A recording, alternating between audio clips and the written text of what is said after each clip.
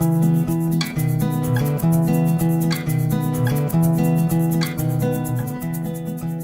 was really in my early 30s. I was in Australia at the time. I had a kind of revelation, and the revelation came through very severe menstrual problems. It was my commitment to allowing myself to be with the cycle, and particularly to be with menstruation itself. And it felt like the veil fell from my eyes. I was entering this whole other consciousness, an awareness of myself as a woman and of female power. In my workshops, I'm trying to give women a structure, a template, the menstrual map, if you like, as something that they can hold on to so that they can understand the nature of the process that they go through each month. And it's a very... Menstruation is winter.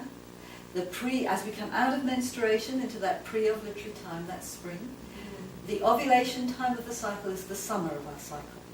And the premenstrual time is the autumn, and that's the time when we most come unstuck as women, and just coming into the winter time, the menstruation. Now, the first part of the cycle is this beautiful feeling of growth. You know how we all love spring. It's happening right now. Yeah, it's great. And our energy is like, yeah, and it's kind of young and fresh and gorgeous, and everything is possible. Yes. And then we clear. And clear. That's right. This is glorious clarity. And then we come up to, and of course that's what's happening internally for a woman. We have this fresh start every month. So we have this natural inner motivation. We don't need outer motivational stuff. And in fact, that kind of stuff screws us up, to put it bluntly. It disturbs us. It really disturbs the organic process within us, our own organic wisdom. So we have our own inner natural motivation that takes off. And then, so we have, yes, the inner yes. And then we come up to, so I call that phase the new beginnings. The spring is the new beginnings. And then we come up to the summer of the cycle, which is the having it all phase. I call it the superwoman territory, where a woman can be all things to all people. We have this incredible generosity of spirit. This is where we manifest. We're just hugely accomplished. And nothing is too much trouble. It's really the archetype of the mother. And we're mothering our children, we're the good mother at this time. Or of course, we're mothering all our projects. And, building. So it's very much about manifestation. And of course, in our culture, we love that. We love the kind of growth manifestation number, don't we? But everything unfolds beautifully. Doesn't it? Yeah.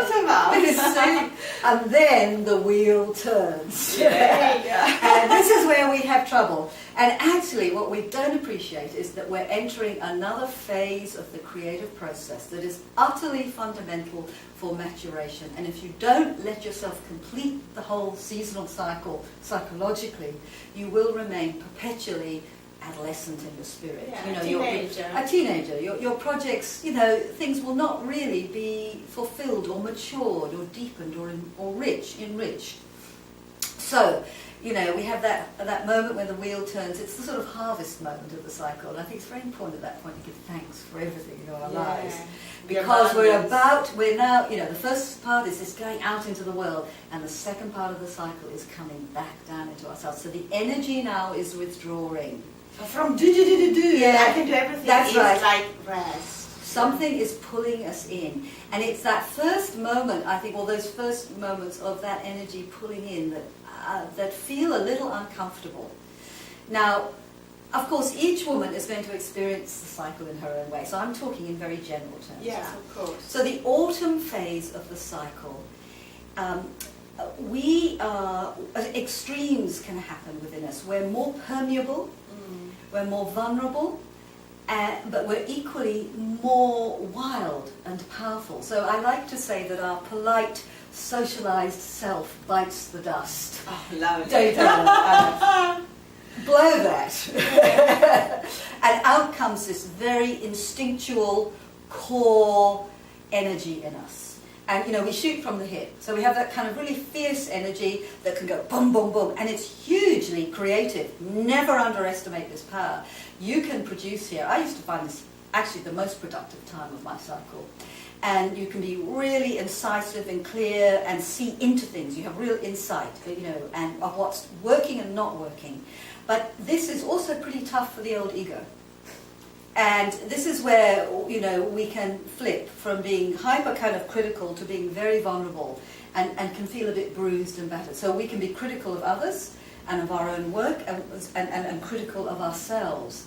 I actually think we have a genuine critical insight about things in the world. Yeah. And I think it's very important to value that.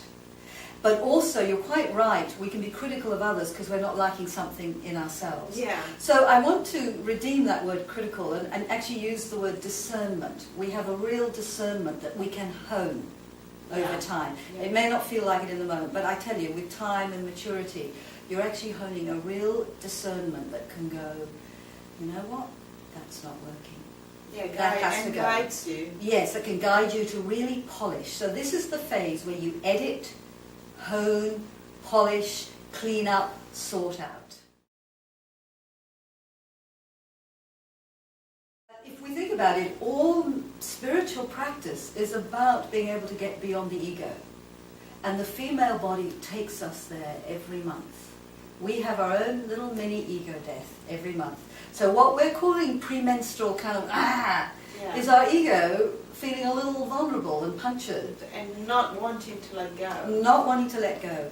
But on the other side, if we can learn to ride this storm, and there's a lot of levels to this, and in my workshops I take a lot of time to unfold this. I know you do. Beautifully. That if we can withstand that, then we enter, autumn becomes winter, and there's that moment, of winter where we go into the darkest hour of the whole year, when the days are shortest. And we have that moment within our psyche, and it's actually really, I think, the day or two before bleeding. It can be even just hours before bleeding. We go into a hugely vulnerable, exquisitely open and tender state. Now, if we're having to maintain business as usual in the world, you're going to lose this moment, and it may just turn up as, being restless, yes, nervous, or nervous or disturbed. I used to feel very exposed, and I wouldn't want to be too public at that time. And if people criticised me at that moment, they could really wound me, mortally wound me. That's the way to get me. That was my real Achilles heel moment. But on the flip side of that is that it is the most amazing opening to the divine. And a new life to come. That's along. right. Yeah. It's an opening to the big you, to the essential you. So we've got the small you, the ego, which we must have. We have to have a healthy ego. We must build that up. But then our healthy ego has to die. And then in the death of that ego, we discover the big self, the deep self, the whatever you want to call it, the universal self. So at menstruation, a woman enters a hugely expanded territory where she is plugged into her deepest self and into the world, into a great spiritual world. She is open to big spiritual forces, but she has to allow space. There's nothing else you have to do. Your body gives you this experience gratis, free. All you have to do is turn up.